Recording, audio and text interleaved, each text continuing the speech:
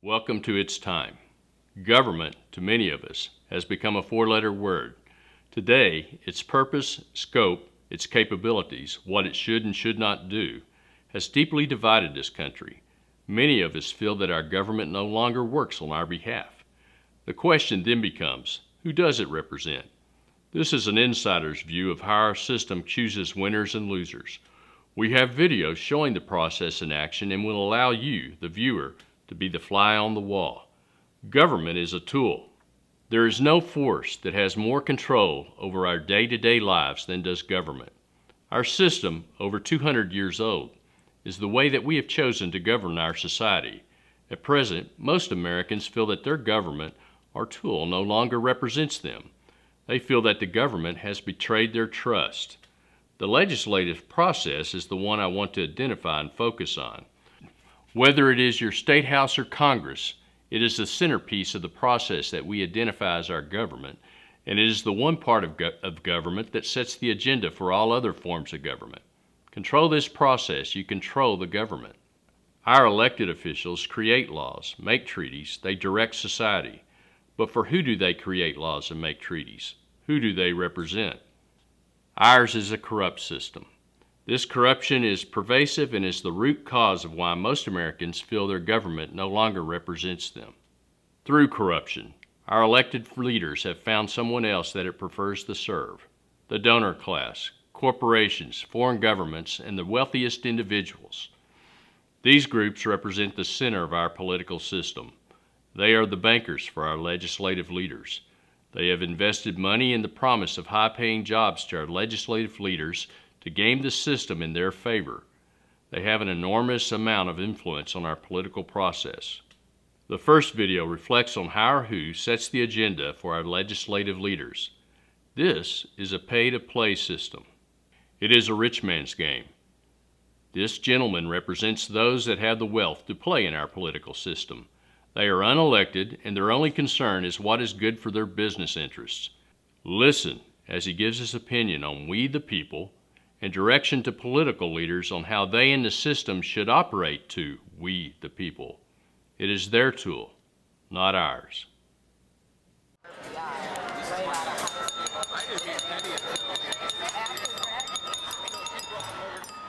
Good evening and welcome. Thank you all for coming. Most of you know me. I'm a man of little words and I do not beat around the bush, so let's jump right in. From time to time, our country, hell, any organization, needs to take stock of itself. It needs to examine its successes, yes, but most importantly, it must learn from its failures. Life generally only affords us one shot at getting it right. It rarely gives you a second chance, but when it does, you better count your blessings and damn well better learn from it. Our country has made amazing strides into our entry in the world stage. We've been the beneficiary of fortunate timing in global events, but in general, luck has had nothing to do with our progress. Our ability to first compete on a global scale and then recently to dominate global matters is of our own making. It was and continues to be a designed and coordinated undertaking. Business, trade, commerce, these endeavors constitute the sum of mankind. It is what we do natively. It provides food, shelter, it gives us life, and defines who we are. This country does it better than anyone, ever. We have set the standard for all others. We lead, they follow. Gentlemen, your role in this process, what we do, is to keep this country moving forward. It's all about momentum, and we are the drivers. We set the pace. We control the outcome both internally and externally. As a country, we are the global standard, and by God, we will continue to be that so long as we continue to follow a proven plan.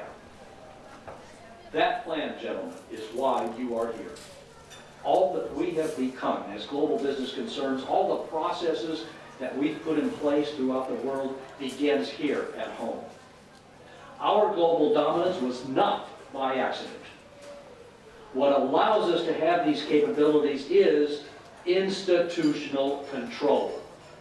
We control the financial and legal institutions and our political system. It is the latter that gives us the capabilities to control all other institutions. It is the single most important part of our success. So long as we control the political process, we will continue to be in a position to control our destiny. It is in that we are able to provide for the one thing that both enterprise and individuals most want and need to survive. It is the one thing they share in common, and that is stability. Without it, anarchy would bring us all down. In a world of disorder, we provide order. Many of you might have thought the control of our political system received judicial sanction and with it long-term protection with the ruling of the Supreme Court and Citizens United and other contributor-friendly rulings. If you thought that would be enough to allow us to continue in this manner, you were wrong. Billionaires buying into political campaigns only make the cost of business, well, costly. Everyone in this room knows the real control does not come in getting someone elected. Hell, I don't give a damn who's elected or what party they belong to, so long as I can control the process. Getting elected gets you into the game. It does not guarantee that you'll be a player. Having the game tilted in our favor is what keeps the ball rolling. Playing the players is what keeps the ball in the game. We know from experience the way to keep our elected partners in the fold is to treat them as valued employees. Prospects of higher paid jobs for work done on our behalf, good old-fashioned cash payments for services rendered, trips, parties, loans, special events, just being there for them when they're in need. This builds that relationship, and this keeps us working as a team. Money is the key. Investing is what we do. These men and women are investments. Every man, every woman has their price. This is a system that has been created and used for generations. It is tried and true. These relationships, these investments provide for the institutional control that's responsible for bringing about the greatest, most profitable nation the world has ever known.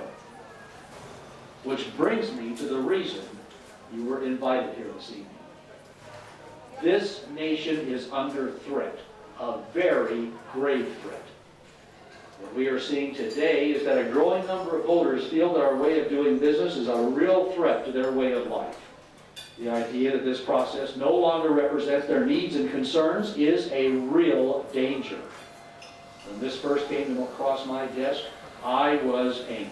I felt a sense of betrayal. I have often heard from some of you that you viewed our fellow citizens as sheep. Well, if that analogy holds true, then the sheep are questioning the shepherd.